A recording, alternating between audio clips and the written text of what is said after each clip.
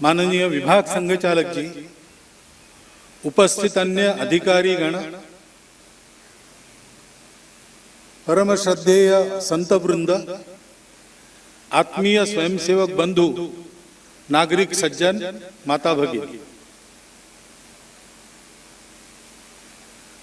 संघ के ऐसे कार्यक्रमों को हम समय समय पर देखते रहते हैं। स्वयंसेवकों को भी गणवेश में ऐसे कार्यक्रमों में उपस्थित रहना, शारीरिक प्रदर्शन करना, गीत गाना, इस सब का अभ्यास है। अभ्यास का एक लाभ है कि जो काम करते हैं अभ्यास के कारण वो अपने आप निर्दोष होते चलता है। सहजता पूर्वक उत्तम काम करने के लिए अभ्यास आवश्यक है, प्रैक्टिस आवश्यक है। वो प्रैक्टिस हो जाती है, परंतु ध्यान नहीं रखा तो एक ही बात बार बार करने में मनुष्य वो बात क्यों कर रहे हैं इसको भूल जाता है। एक बार ऐसे हुआ कि एक गरीब आदमी रो रहा था, पैसा नहीं था, घर में खाने को कुछ नहीं था, बच्चे तंग कर रहे थे, उनको देने को कुछ नहीं था और आत्महत्या करने की हिम्मत नहीं थी, तो करेगा क्या? रो रहा था। तो वहां से एक महात्मा जी जा रहे थे। महात्मा जी ने पूछा, भाई क्यों रो रहे हो? तो उसने बताई अपनी हालत। तो महात्मा जी ने कहा, भाई रोने की जरूरत नहीं, ये तुम्हारे गांव की नदी है ना। तो बोले, महाराज ये नदी नहीं, खड्डा है, उसमें केवल वर्षा के समय पानी आके बह जाता है, बाकी सब पत्थर ही पत्थर दिख रहे। तो महात्मा जी ने कहा, वही बात है, वो पत्थर है ना, उसमें एक पत्थर पारस का पत्थर है, जो लोहे से लगने से लोहा सोना बन जाता है।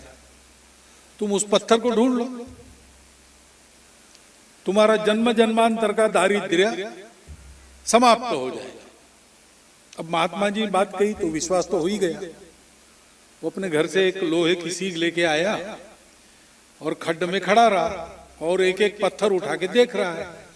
उठाना, उस सीख को लगाना, फिर देखना, नहीं हुआ सोने की, फेंक देना, दूसरा उठाना, फिर से लगाना, देखना, फेंक देना, उठाओ लगाओ देखो फेंको। जैसे आपने 1 2 3 4 में व्यायाम योग किए, वैसा उसका अकेले का व्यायाम योग शुरू हो गया।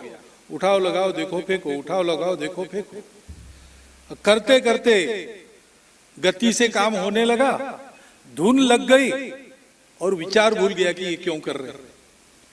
तो कभी एक बार उसके हाथ में वो पत्थर आया, उसने सीख को लगाया, सीख सोने की बन गई। आंखों ने देखा लेकिन भूल गए थे क्या करना है, क्यों देखना है, क्या देखना है। तो 4 में पत्थर को फेंक दिया और ऐसे हजारों पत्थर उठाए होंगे। एक बार उसको ठोकर लग गई तो एकदम होश में आ गया, अरे मैं क्या, हाँ नदी में मुझे वो ढूंढना है पत्थर। देखता है तो वो सीख सोने की बन गई, लेकिन पत्थर कहाँ, पारस पत्थर कहाँ से उठाया, कहाँ फेंका, कुछ मालूम नहीं। तो इतना ही प्रैक्टिस की, उसका एक तो फायदा हो गया कि एक सीख भर का सोना उसको मिल गया, लेकिन जीवन भर का मिल सकता था। तो करते समय क्यों कर रहे इसका विचार भूल जाने से वो जो बड़ा लाभ होने वाला था उसने छोड़ दिया। हम संघ के स्वयंसेवक जो बैठे हैं उनको तो ये सब पता है, उनका रोज का अभ्यास है। रोज के अभ्यास से ये काम उत्तम होते हैं। अनुशासन संघ का प्रसिद्ध है क्योंकि अभ्यास है, ये अच्छी बात है। लेकिन करते करते ये हम क्यों कर रहे हैं ये भूलना नहीं चाहिए। इतने सारे स्वयंसेवक अपने यहां पर है, मैं समझता हूं कि बहुत वर्षों के बाद कठुआ में इतना बड़ा गणवेश का एकत्रीकरण हम सब लोग देख रहे हैं। तो इसमें कुछ 100 नए भी लोग होंगे। और फिर आजकल संघ जरा देश की गतिविधियों के केंद्र में है, तो संघ क्या कर रहा है सभी लोग देखते रहते हैं। तो नागरिक भी अधिक संख्या में आए हैं जो इसके पहले संघ को देख नहीं रहे थे। तो इन सबको ही आवश्यकता होती है संघ क्या कर रहा है ये तो देख रहे हैं, लेकिन क्यों कर रहा है ये जानने की। हमको करना क्या है, क्योंकि ये नहीं जानेंगे तो फिर अपने अनुमान से अलग अलग अर्थ लोग निकालते हैं। एक लामा जी खड़े थे हिमालय के एक छोटे से टीले पर, शिखर पर नहीं, वहां से दूर देख रहे थे। आसपास के गांव से आने जाने वाले लोग लामा जी को देख रहे थे और अनुमान लगा रहे थे कि लामा जी उधर क्यों देख रहे हैं। तो किसी ने कहा कि वहां से वो सीनरी अच्छी दिखती होगी। दूसरे ने कहा, अरे लामा जी को सीनरी क्या नई बात है क्या, वो ऐसे कितने ही शिखरों पर चढ़े और देखा है। वो तो दूर से किसी को देख रहे होंगे, कुछ चल रहा होगा दूर तक तो वो देख रहे होंगे। तीसरे ने कहा, अरे वहां क्या चल रहा है, कोई चल के आता होगा, उसकी प्रतीक्षा कर रहे, तो दूर से निहार रहे कि आ रहा है कि नहीं आ रहा है। फिर एक ने पूछ ही लिया लामा जी को कि लामा जी वहां खड़े होके आप क्या देख रहे हैं। तो बोले जो दिख रहा है वो देख रहा हूं। तो बोले क्यों देख रहे हैं। नहीं ऐसे ही मन हुआ इसलिए चढ़ गया, देखने का मन हुआ इसलिए देख रहा हूं, कोई कारण नहीं है। लेकिन नीचे जो लोग थे उनका कभी विश्वास नहीं हुआ कि ऐसा है, लेकिन वास्तव में लामा जी वही कर रहे थे। उनका मन हुआ टीले पर चढ़ो, देखो, देखा। ऐसे संघ क्या कर रहा है, बहुत अनुमान लगाते लोग। एक कार्यक्रम ही देखते हैं तो गीत सुन के कोई कहता है कि इनकी कोई संगीत शाला होगी अखिल भारतीय, नियुद्ध वगैरह देखा तो क्या मार्शल आर्ट्स क्लब है, all India martial arts club. गणवेश वगैरह में तो ये पैरामिलिट्री वाले लोग हैं, ऐसा लोग मानते हैं।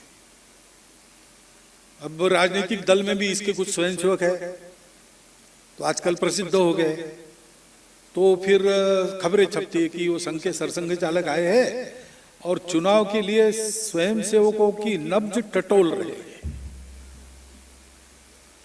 मैं तो जानवरों का डॉक्टर हूं, मनुष्यों की नब्ज नहीं टटोलता, सीखा नहीं मैं, लेकिन ऐसे अनुमान लगा। अनुमान के जगह प्रत्यक्ष है, अंदर आके देखना, जो है वो दिख जाएगा, समझ जाएंगे। अंदर आकर देखने के लिए भी थोड़ा सा भरोसा चाहिए कि गलत जगह अंदर नहीं जा रहे, तो बाहर आना ही मुश्किल हो जाएगा। इसलिए कुछ बातें मैं आपके सामने रखता हूं, स्वयं सेवकों के पुनर्स्मरण के लिए और बाकी लोगों के जानने के लिए। अभी हमने गीत सुना, विश्व को जिन बातों की आज आवश्यकता है उन बातों को विश्व को दे सकने वाला दुनिया में एकमात्र देश है भारतवर्ष। क्योंकि विश्व के पास बाकी सब कुछ है, लेकिन जिससे सुख मिले, समाधान मिले, संतोष हो, वो बात नहीं। और जो बाकी सब कुछ है वो हमको न बिगाड़े, इसके लिए जो डिफेंस चाहिए, सुरक्षा चाहिए, वो बाकी लोगों के पास नहीं है। मनुष्य सुखी हो, संतोष समाधान से जीवन काटे, दुनिया के कलह बंद हो, सर्वत्र शांति फैले, सर्वत्र समाधान रहे, और सब कुछ होने के बाद भी मनुष्य का सदाचार सद्भाव बना रहे।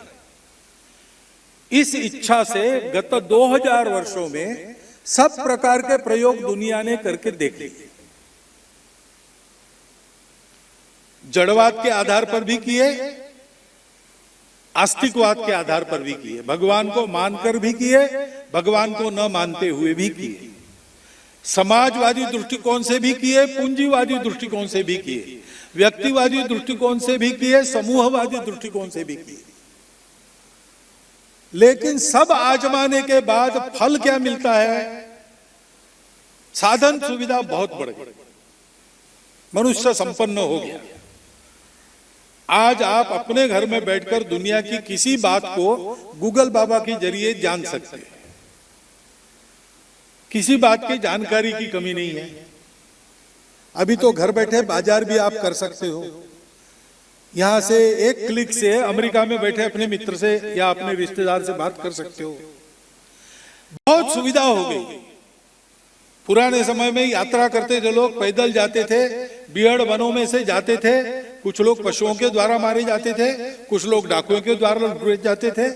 जो जाके सही सलामत वापस आता था तो उसका उत्सव होता था गांव में, क्योंकि यात्रा में जाकर वापस आना आसान बात नहीं थी। लेकिन आजकल कुछ नहीं, बस ट्रेन से लेकर तो हेलीकॉप्टर तक सारी सुविधाएं उपलब्ध है। जहां लोग जन्म जन्म में एकाध बार जाने की इच्छा करते थे, मानस सरोवर है, गंगा सागर है, ऐसे जगह आजकल हर साल जाकर आने वाले लोग हैं। इतनी सुविधा है, लेकिन दुनिया का दुख कम नहीं हुआ है। दुनिया के कलह मिटे नहीं और बढ़ गए। अभी अभी कलह बंद हुए ऐसा लगा तो यूक्रेन का शुरू हो गया। यूक्रेन अभी खत्म नहीं हुआ तो उधर इसराइल हमास उनका शुरू हो गया। ऐसे साल भर चलते रहे, झगड़े थमने का नाम नहीं। साधन सुविधा संपत्ति भी बढ़ गई, लेकिन अपराध भी बढ़ गए। छोटे छोटे बच्चे अपने विद्यालय में बंदूक लेके जाते और अपने सहपाठियों को भून देते। मानसिक विकृति बन गई, परिवार टूटने लगे, घटस्फोटों का प्रमाण बढ़ने लगा। ये सब हो रहा है। अपने सुख के लिए जो साधन हमने अपनाए, उन साधनों से भी ये खराबी हो रही है। तो अभी आर्टिफिशियल इंटेलिजेंस आ रहा है। पूर्वानुभव के आधार पर अनेक शास्त्रज्ञों को ये डर लगता है कि ये ला तो रहे हैं हम, लेकिन कहीं आज हम मशीन को चला रहे, मशीन कल हमको चलाने न लगे। इस उहापोह में दुनिया है, उसको रास्ता मिल नहीं रहा और उनको लगता है कि रास्ता भारत से ही मिलेगा, क्योंकि ऐसे ही उस समय के तंत्र ज्ञान में नंबर 1 भारत था। सोने की चिड़िया कहलाता था। यहां गरीबी नहीं थी, भिखारी नहीं थे, चोरी नहीं थी, अप्रामाणिकता नहीं थी। सब लोग समाधान पूर्वक रहते थे। भाषा, पंथ, प्रांत, जाति पाति सब विविधता थी, लेकिन आपस में कलह नहीं था। ऐसा 1 नहीं 2 नहीं 3000 साल तक भारत रहा। अभी अभी तक भारत पर आक्रमणों का तांता शुरू होने के पहले तक भारत सब मामलों में दुनिया का नंबर 1 था। भारत के पास कोई प्राचीन पूंजी ऐसी है जिससे दुनिया को रास्ता मिल सकता है, और मिलता है। अभी G20 हुआ। G20 में मुख्यतः आर्थिक और भू राजनीतिक मामलों का विचार होता है। वो भी अर्थाधारित ही विचार होता है। व्यापारी मानसिकता से ही सारे देशों के मुख्य और प्रशासक वहां आते, चर्चा करते। लेकिन भारत में परिषद हुई, भारत यजमान बना, तो परिणाम क्या हुआ? अर्थाधारित विचार करने वालों ने वसुधैव कुटुंबकम के मानवीय विचार को स्वीकृत किया। आर्थिक विचार पर मानवीय विचार सवार हो गया। अब उसके क्रियाकलाप जरूर बदलेंगे। यह दिशा भारत में ही उनको मिलती और भारत में उनको मिलनी ही थी, क्योंकि भारत के पास अपना एक दृष्टिकोण है। वो थियरी नहीं है, वो प्रत्यक्ष अनुभूति है। भारत के पूर्वजों ने बहुत पहले ये जाना कि दिखता सब अलग अलग है, लेकिन एक से ही निकला है। विविधता में एकता को ढूंढना नहीं पड़ता है, क्योंकि एकता की ही सारी विविधताएं हैं। वो एक ही अपनी इच्छा से विविध बना है। विविधता में विचरण करना पड़ता है हम लोगों को भौतिक जीवन में। एकता का भान रख के चले तो सुख ही सुख है। इसलिए उस एकता को जानो, वो परम लक्ष्य है। सुख को ढूंढना है तो सुख बाहर नहीं है, सुख अपने अंदर है। गुलाब जामुन खाएंगे, कितने खाएंगे? खवैये लोग हैं, 100 खाते हैं, लेकिन 100 के बाद 101वां उनसे भी निगलना नहीं होता। फिर 10-25 और ठूसे जाएंगे तो निगल लेंगे।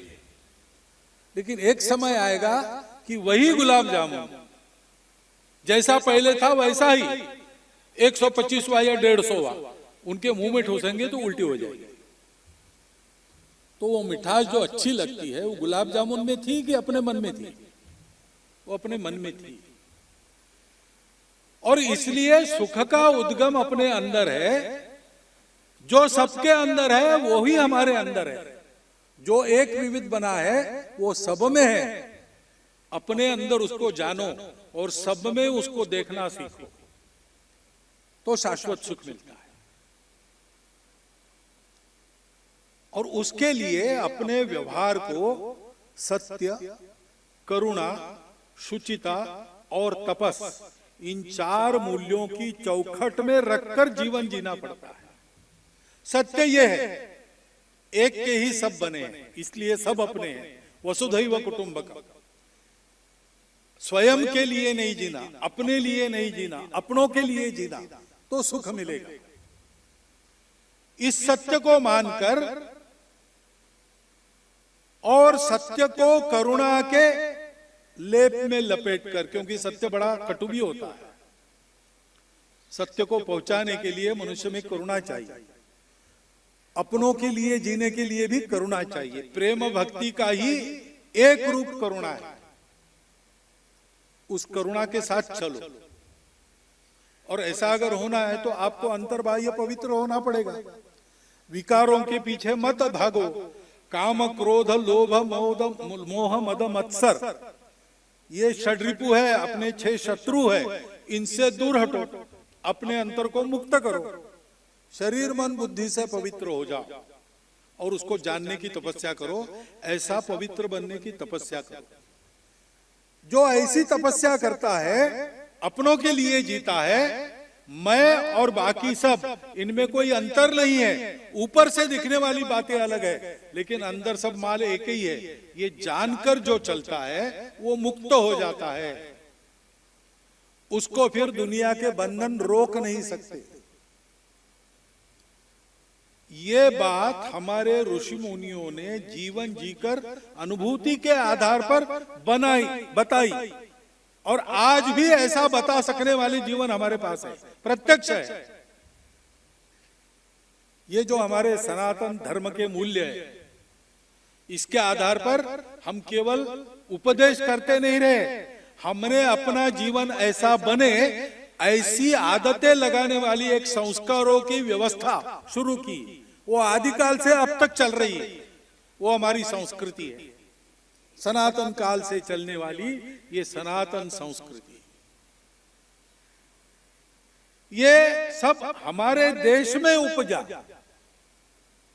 लेकिन ये केवल हमारे लिए नहीं है, क्योंकि सब अपने हैं तो ये सबके लिए है। हमने कभी इसको हिंदू वगैरह नाम नहीं दिया, हमने इसको सनातन धर्म का, सनातन संस्कृति का। इसके आधार पर दुनिया चलती है। दुनिया कैसे चलती है? पृथ्वी सूक्त की पहली ऋचा है, जिस सूक्त में वो प्रसिद्ध माता भूमि पुत्रो अहम पृथिव्याम ऐसी पंक्ति मिलती है, सब जगह लोग बोलते रहते। उस सूक्त के पहले पंक्ति में कहा है कि ये सृष्टि टिकी किस पर है? सत्य पर टिकी है। दूसरा कहते हैं कि संतुलित व्यवहार पर टिकी है। तीसरा कहते हैं कि सामूहिक व्यवहार पर टिकी है। चौथा कहते हैं कि तन मन की उद्देश्य की पवित्रता के आधार पर टिकी है। ये सारा वर्णन उसमें है। जीवन ऐसा बनाने के लिए ज्ञान तो हो गया बुद्धि में, मन ने तो मान लिया, लेकिन शरीर को आदत लगानी पड़ती है। तो छोटी छोटी बातों की आदत कराने वाली संस्कार पद्धति, संस्कृति, जिससे हमारा समाज का स्वभाव बना, हमारे समाज की संस्कृति बनी, वो हमारी संस्कृति है। अपने घर के सामने कोई मांगने वाला आ जाए तो आज भी हम सोचते हैं कि आया है तो कुछ तो दे दो, पूरी मांगे नहीं कर सकते आप, लेकिन मुट्ठी भर चावल ही दे देंगे, एक आध पैसा ही दे देंगे। और देंगे तो किसके हाथ से देंगे? घर में जो छोटा बच्चा है उसको भेजेंगे, क्योंकि उस बच्चे को बचपन से पता रहेगा कि हमारे घर में जो भरा पड़ा है वो केवल हमारे अपने लिए नहीं है। जो जरूरत वाला व्यक्ति घर के सामने आता है उसका परिचय बिना पूछे उसको जरूरत है, इसमें से देना है। हम ट्रस्टी है, संपत्ति हमारी नहीं है, संपत्ति राजा की नहीं है, संपत्ति भगवान की है। राजा भी ट्रस्टी है, हम भी ट्रस्टी है। इस प्रकार की बड़ी बातों की आदत करने वाली छोटी छोटी बातें, उनको कहते हैं संस्कार।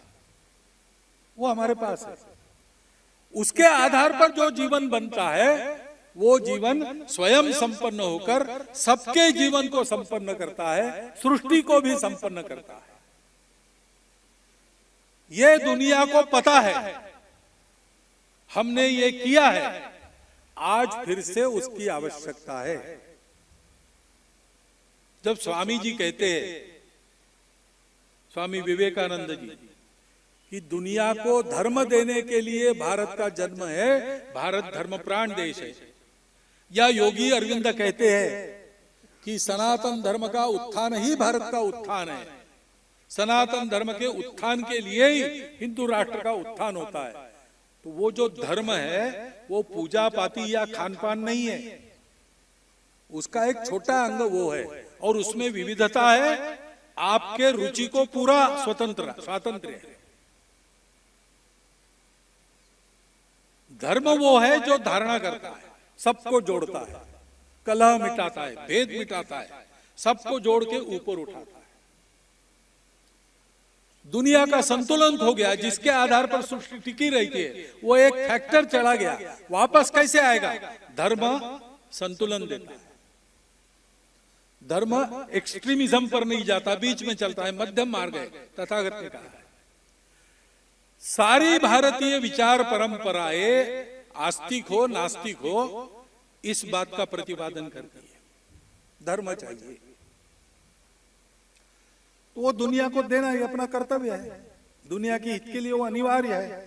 भारत का वो ईश्वर प्रदत्त कर्तव्य है, भारत के जन्म का वो प्रयोजन है। उसके लिए सारे आघात सहन कर भी भारत जिंदा है। यूनान मिस्र रोमा सब मिट गए जहां से। कुछ बात है कि हस्ती मिटती नहीं हमारी। वो हस्ती क्या है? वो ये है, हमको ये काम करना है, इसलिए हम इतने सारे उतार चढ़ाव इतिहास के देखकर भी आज जिंदा है। हमारी संस्कृति सहित, हमारे धर्म सहित, ऊपर की बातें बदली, लेकिन हृदय वही है, वृत्ति वही है, दृष्टि वही है। तो ये देने के लिए हमको लायक बनना पड़ेगा। लायकी की बातें कौन सी है? पहली बात है कि दुनिया दुर्बलों का नहीं मानती, दुनिया उसका मानती है जिसमें कोई शक्ति है। दुनिया उसका मानती है जो बोलता है वैसा उसका जीवन है। हम लोगों को ऐसा बनना पड़ेगा। हम भारत के लोग हैं।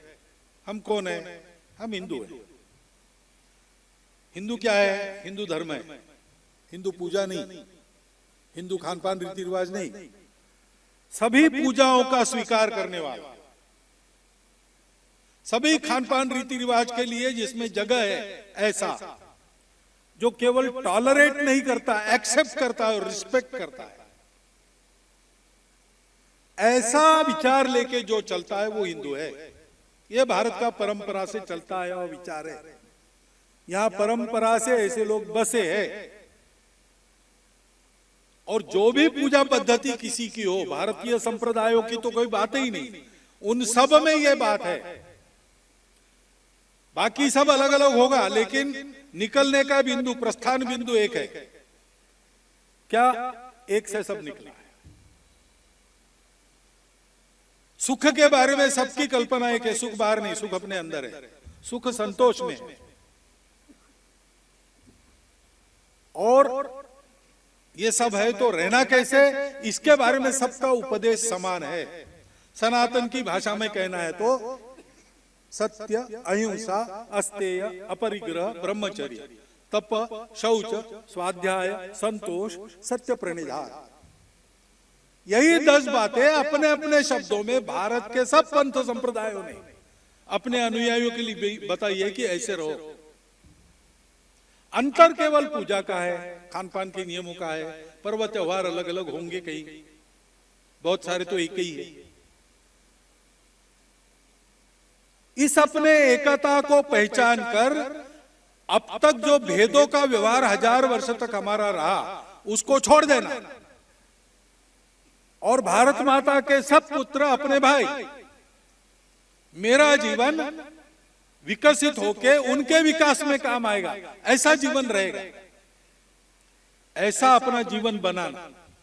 उसके लिए रोज संघ की शाखा में आना, बाहर की दुनिया को भूल जाओ, दाल आटे के भाव भूल जाओ, कहां काल लड़ाई झगड़ा हो रहा है भूल जाओ, यहां आओ, भारत माता को ही सामने रखो, उसके भक्ति के ही गीत गाओ, भारत माता के पुत्रों के साथ वो कौन है, कितने कमाते हैं, किस जाति के है, कुछ विचार मत करो, वो अपने भाई है। भारत माता की धूल में लोटपोट होकर खेल खेलो, खेलों में से छोटी छोटी बातों में से बड़ी बातों के गुण विकसित करो, और ऐसा करते हुए सबको जोड़ो, सब मिलकर भारत को बड़ा बनाएंगे, ताकि भारत सब विश्व के देशों को साथ लेकर दुनिया को सुख शांति का नया रास्ता दिखाएगा। संघ का काम इसके लिए चला है। प्रार्थना होगी, आप सुनेंगे। आखिरी कड़ी देखिए, विजेत्री चन संहता कार्य शक्ति, हमारी संगठित कार्य शक्ति के भरोसे विधायास्य धर्मस्य संरक्षणम, उस कार्य शक्ति का उपयोग गुंडागर्दी के लिए नहीं, लड़ाई झगड़े के लिए नहीं, धर्म का संरक्षण करने के लिए, जोड़ने वाला तत्व, बिखरने न देने वाला तत्व, सबको उन्नत करने वाला तत्व, उसकी सुरक्षा के लिए उपयोग करते हुए हम अपने देश को परम वैभव संपन्न बनाएंगे। इसके लिए शीघ्र समर्थ बने। परम वैभव ने तुम्हें तत्स्वराष्ट्रम समर्था भवतु, भगवान को कहते तुम्हारा आशीष दो, भृशम जल्दी हो। ये संघ की प्रार्थना है। लाखों स्वयंसेवक रोज अपने सामूहिक संकल्प का स्मरण शाखा पर अपने शरीर मन बुद्धि को उन्नत करने वाले सीधे सरल कार्यक्रम करते हुए करते हैं। छोटी छोटी बातों की चिंता करते हैं तो बड़े बड़े प्रकरणों में संघ के स्वयंसेवक सबसे पहले पहुंचकर समाज को राहत देते। इसमें कोई आश्चर्य हमको नहीं लगता। अंग्रेजी में एक कहावत है, take care of pennies, pounds will take care of themselves. बड़ी लंबी चौड़ी बातें करने में कोई मतलब नहीं भैया, पहले तुम अनुशासन में रहना सीखो। देश में कंट्रोल चाहिए, अगर देश में चाहिए तब होगा, लेकिन पहले अपनी चप्पल लाइन में रखो। तुम जब बात नहीं करनी है तब बात न करना, चुप रहना सीखो, दक्ष में स्थिर खड़ा रहना सीखो। छोटी छोटी बातें, लेकिन इससे मनुष्य का शील बनता है। सो एन एक्शन, एक कुर्ती को बो, रीप ए हैबिट, एक आदत को काटो। Sow an habit, so a habit, एक आदत को बो, रीप ए नेचर, एक स्वभाव को बनाओ।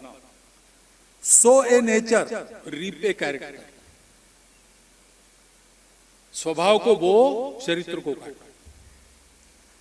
व्यक्तिगत चारित्र्य और राष्ट्रीय चारित्र्य दोनों, हमको भी शुद्ध रहना है, पवित्र रहना है। दुनियादारी के कीचड़ में उतरकर भी अपने आप को उससे अलग रखकर उससे डील करना है, उसको हैंडल करना है। ये प्रपंच की कुशलता है। कुशलस्य उपसंपदा, ऐसा तथागत ने कहा है। योगः कर्मसु कौशलम, ऐसे श्री कृष्ण ने कहा है गीता में। उसका अर्थ यही है। दुनिया में निकलते हैं तो प्रकृति स्वभाव के अनुसार चलता है, तो हम अहिंसक है, लेकिन सामने से कोई नाग जा रहा है तो हम उससे बचेंगे जरूर, उसको जाके मारेंगे नहीं, सर्पमित्र को बुलाएंगे, उसको छोड़ देंगे जंगल में। लेकिन जानबूझकर ओ मैं तो अहिंसा का पालन करने वाला हूं, मुझे कुछ नहीं करेगा, इसलिए उसके सामने नहीं जाता। ये कुशलता है। शक्ति संपन्न इतने बनो कि दुनियादारी के जंजाल में हम पर कोई कीचड़ का धब्बा न लगे। हमको तो आज बहुत इसकी जरूरत इसलिए है कि आज अनुकूलता का जमाना है। हमको सब लोग चाहते हैं, हम पर विश्वास रखते हैं। हमको जितना उन्होंने देखा है उसमें उनको ध्यान में आया है कि ये लोग अच्छे हैं और सद्भावी है, तो हमसे अपेक्षा भी करते और हमारी प्रतिज्ञा भी है, तो हम काम भी करते हैं। लेकिन करते करते जहां जाएंगे वहां के वातावरण का कुछ तो परिणाम होता है। हमको यह अहंकार करने की जरूरत नहीं कि हम नहीं बिगड़ेंगे, हम भी बिगड़ सकते हैं। और इसलिए हमारे लिए एक तो उपाय है, रोज की शाखा है। रोज शाखा में आकर अपने तन मन को फिर से पवित्र कर 23 घंटा उस पवित्रता का उपयोग करो काम करने के लिए। कुछ मन पर मैल जमा हुआ होगा, विरोध के कारण कुछ मन में रंज हुआ होगा, क्रोध आया होगा, सब धो डालो शाखा में, अपने आप को ठीक करो, फिर लग जाओ। हमारे पास उपाय है, उस पर टिके रहना चाहिए। तो ये बड़े काम करते समय अपने स्खलन से हम बचेंगे। संघ इसलिए है, ये जो सारे काम हो रहे हैं समाज में स्वयंसेवकों के द्वारा, वो स्वयंसेवकों के अलग स्वतंत्र स्वायत्त काम है। उस पर संघ का कोई बस चलता नहीं और संघ चलाना चाहता नहीं अपना बस। कोई रिमोट या डायरेक्ट कंट्रोल नहीं है कहीं पर।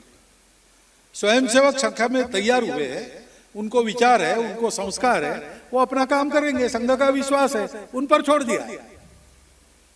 संघ क्या करता है? संघ ऐसे लोगों को तैयार करता है, और जो तैयार हुए वो अगर ऐसा नित्य शाखा में आए तो उनको तैयार रखते हैं। इसलिए शाखा का आग्रह है। संघ यानी शाखा, शाखा यानी कार्यक्रम, क्योंकि कार्यक्रमों से आदत बनती है, आदतों से स्वयंसेवक बनता है, उसका शील बनता है।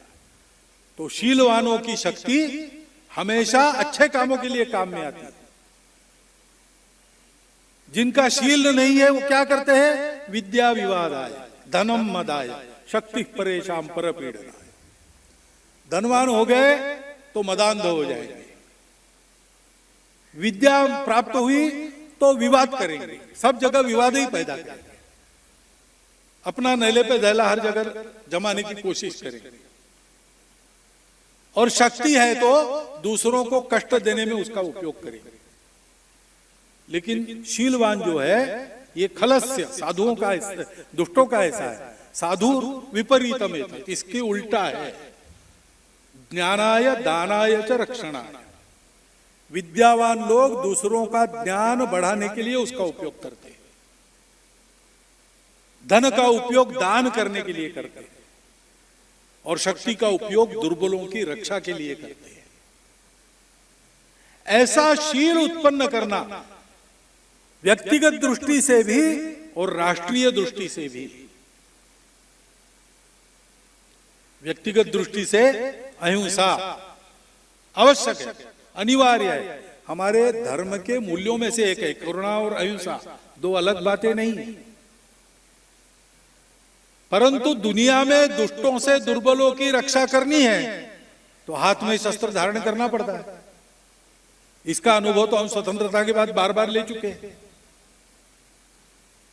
और इसलिए राष्ट्रीय संदर्भ में चारित्र्य का विचार करते समय एक के गुण का विचार नहीं करना पड़ता, सबकी सुरक्षा, सबके हित का विचार करना पड़ता है। अहित करने वाले, समाज को तोड़ने चाहने वाले, देश को तोड़ना चाहने वाले, उनके लिए जिस उपाय से उनका निराश होगा उस उपाय को करना, यह अहिंसा ही है। ऐसे हमारे व्यक्तिगत सद्गुण हैं। उन व्यक्तिगत सद्गुणों का व्यक्तिगत जीवन में पूर्ण स्थान है। राष्ट्रीय संदर्भ में हो सकता है कि हमको सबके हित के लिए कुछ विचार करना पड़े। नियम और अनुशासन पालन का युधिष्ठिर का स्वभाव था। तो द्यूत में नियम था क्षत्रियों के लिए, द्यूत का आह्वान हो तो पीठ नहीं दिखाना।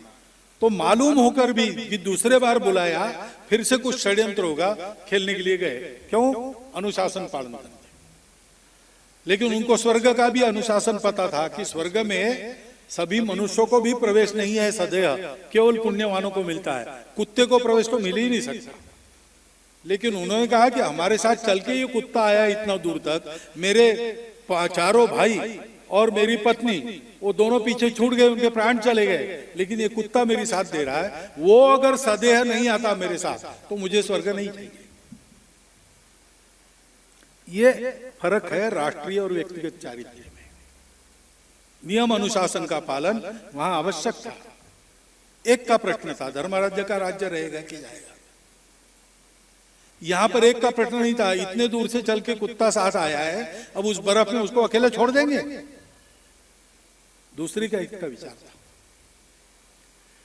ये सब सीखने के लिए स्वयंसेवक संघ में आते हैं और ये सीख कर समाज के हित के लिए इसका विनियोग करते हैं। क्यों? क्योंकि ये समाज संगठित बने, निर्भय बने, अपना जो परंपरागत स्वत्व है उसके आधार पर खड़ा हो और उसकी आवश्यक बातें जो दुनिया को आज चाहिए वो देने के लिए समर्थ देश का निर्माण करे। देश का निर्माण देश की जनता करती है। देश की जनता गुणवान होती है तब देश का भाग्य बदलता है। करने वाले तो बहुत आते हैं, महापुरुष बहुत आते हैं, अच्छे अच्छे विचार भी, तत्वज्ञान भी आते हैं, ये सब सहायक होते हैं, ये अकेले कुछ नहीं कर सकते। इन सबको एक बड़ा साथ चाहिए, वो समाज की इच्छा शक्ति और समाज के सद्गुणों का। उन सद्गुणों की साधना और अपने राष्ट्र को परम वैभव संपन्न राष्ट्र बनाने की इच्छा शक्ति, इन दोनों का निर्माण संघ की शाखा में होता है। वही करने के लिए संघ है, ये छोड़कर संघ को और कुछ करना नहीं। बाकी जो करना आवश्यक है स्वयं सब कर ले, समाज कर ले, समाज तैयार होगा तब। संघ को तो ऐसे लोग तैयार करने हैं, इसलिए हम शाखा में आते हैं, इसलिए हमारा अनुशासन की छोटी बातों पर आग्रह है, इसलिए इन सब बातों का पालन हम करते हैं। इसको ध्यान में रखकर हम चले तो आज का समय ऐसा है कि शक्ति हमारी भी बढ़ गई है, समाज में हमारा एक स्थान भी बन गया है, समाज में अपने राष्ट्र को बड़ा देखने की इच्छा शक्ति जाग रही है, तो समाज आगे होकर चलने के लिए तैयार है। ऐसे समय में हम लोग समाज को अपने शक्ति की जोड़ी दे दे, समाज को आगे करें, क्योंकि हमको तो कुछ नहीं चाहिए। तेरा वैभव अमर रहे मां, हम दिन चार रहे न रहे, ऐसा हम मानते हैं। हम चाहते हैं कि इतिहास में ये न लिखा जाए कि संघ के कारण देश बड़ा हुआ, इतिहास में ये लिखा जाए कि समाज ऐसे बना कि उसने अपने देश को बड़ा कर रखा। और इसलिए मन में पूर्ण सद्भाव लेके स्वार्थ और भेदों को भूलकर देश का काम करते करते जीना, और अगर मरने की आवश्यकता है तो मरने के लिए भी तैयार रहना। ये जीवन कैसे होता है समाज को अपने जीवन से सिखाएं। इसके लिए हम संघ के स्वयंसेवक है, इसके लिए संघ चलता है। इन बातों का विचार सदैव आप सब लोग मन में रखें, ऐसा एक अनुरोध आपके सामने रखता हूं और मेरे 4 शब्द समाप्त करता हूं।